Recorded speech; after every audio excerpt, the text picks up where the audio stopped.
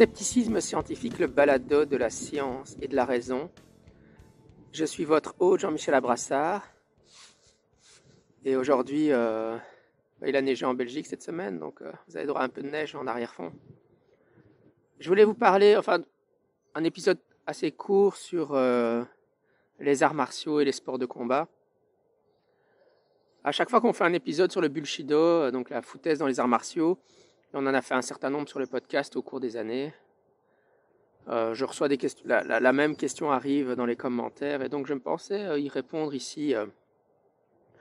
Je suspecte que ce sont des jeunes qui me posent ça. Et la question prend la forme suivante. Vous êtes hyper critique des arts martiaux et des sports de combat, etc. Et en fait, vous semblez tout critiquer. En gros, rien ne trouve grâce à vos yeux. Et donc, qu'est-ce que vous conseillez en pratique de faire? Eh bien, la réponse est très simple. La réponse, c'est que ce que je conseille de faire, c'est de faire ce que j'appelle du cross-training, donc s'entraîner à travers plusieurs disciplines. En fait, aucune discipline ne trouve grâce à nos yeux, dans le sens où en fait, il faut absolument, si vous voulez vous préparer à des situations, par exemple à du harcèlement à l'école et des choses comme ça, situations d'agression dans la rue, etc. En gros, il faut absolument ne pas s'entraîner uniquement. Il n'y a pas une discipline miracle qui vous préparera à tout. Et donc, aussi, on a expliqué dans les épisodes sur le Bullshido qu'il y a différentes distances et différentes choses à laquelle vous devez vous préparer. En gros, si on schématise très fort, il y a tout ce qui est point-pied, donc vous êtes debout et vous essayez de donner des coups à votre adversaire. Et puis il y a tout ce qui est combat au sol, donc l'adversaire vous a mis au sol et vous devez survivre au sol. Encore une fois, là je schématise, puisqu'évidemment il y a toutes les phases de transition, etc. Donc en gros, vous devez faire du cross-training à travers différentes disciplines et vous préparez au moins ces deux domaines du combat, debout et au sol. Donc si vous ne faites pas ça, vous n'êtes pas prêt à faire face à une situation de conflit physique.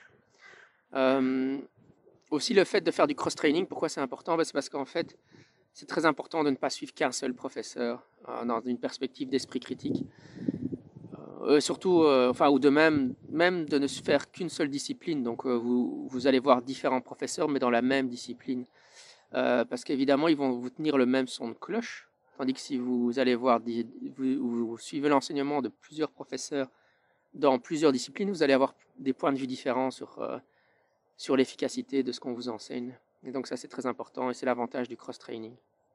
Et donc évidemment, le MMA, Mixed Martial Arts, si vous faites du MMA, bien sûr, il y a des cours d'MMA. Dans mon club, il y a un cours de MMA. Parce qu'évidemment, ça peut demander aussi certains entraînements particuliers pour aller combattre dans un octogone d'MMA. Mais le MMA, par définition, on vous encourage au cross-training. Le professeur va de toute façon vous dire, va faire un peu de lutte, va faire un peu de Muay Thai. Et donc, en général, puisque MMA, ça veut dire Mixed Martial Arts, donc en général, ça va fortement encourager le cross-training. Mais bon, le MMA n'est pas forcément n'est pas la solution à tout évidemment, mais le principe général, c'est le cross-training.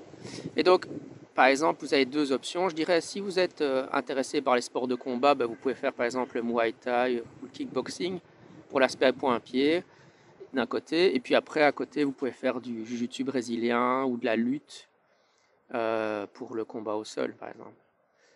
Par contre, si vous êtes intéressé par les arts martiaux traditionnels, il y a aussi moyen de faire ce genre de combo. Évidemment, ce sera peut-être moins efficace, mais, parce qu'il y aura plus d'aspects traditionnels, mais il y a quand même moyen, si l'aspect oriental vous intéresse, l'aspect culture japonaise par exemple. Et donc dans ce cas-là, je vous conseillerais de faire par exemple du karaté pour l'aspect point-pied, et puis du judo pour l'aspect combat au sol. Voilà donc ce que je conseillerais.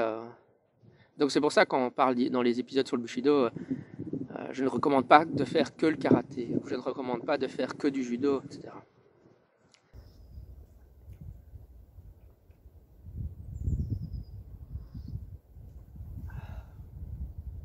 Voilà un peu ce que je recommanderais de ce côté-là. Tout n'est pas négatif, évidemment. Moi, j'adore les arts martiaux, les sports de combat. On donne peut-être cette impression-là dans les épisodes sur le Bushido, parce qu'on est très critique de certaines choses, évidemment. Mais c'est pas parce qu'on... Voilà. Moi, je suis fan, hein. Mais donc, en résumé, ce que je conseille, c'est pas une discipline, c'est de faire au minimum 2 disciplines, chez 2 profs totalement différents, qui vous donnent des avis contradictoires, enfin, enfin, voilà, qui vous ouvrent l'esprit en vous donnant des opinions opposées, voilà, qui vous fassent réfléchir aux techniques que vous utilisez, pas 2 profs qui vous donnent le même son de cloche et donc vous ne réfléchissez pas de manière critique à l'efficacité des techniques que vous utilisez, que vous apprenez. Voilà, c'était Scepticisme scientifique, le balado de la science et de la raison. J'étais votre hôte Jean-Michel Abrassard. D'ici là, à la fois prochaine, sceptiquement vôtre. Bye bye.